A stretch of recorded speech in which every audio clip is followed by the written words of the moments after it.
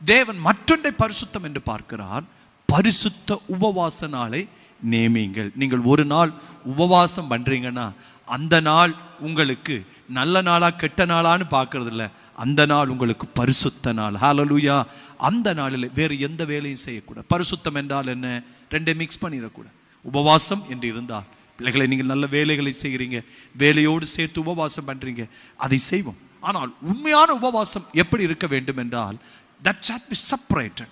உலகத்தை விட்டே நாம் வேறு பிரிக்கப்படும். உலகத்தை விட்டு வேறு பிரிக்கப்படணும்னு வேறு ஒன்றும் செய்ய வேண்டாம். இந்த ஃபோனை மட்டும் கொஞ்சம் வெளியே வச்சுட்டோம்னா உலகமே நமக்கு தெரியும், என்ன நடக்குதுன்னே தெரியும்.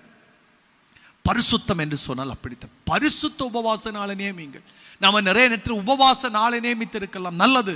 உபவாசத்தை பழக்கப்படுத்தினவர்கள் தான் இதை பழக்கப்படுத்த முடியும். பரிசுத்த உபவாச நாள் என்ன?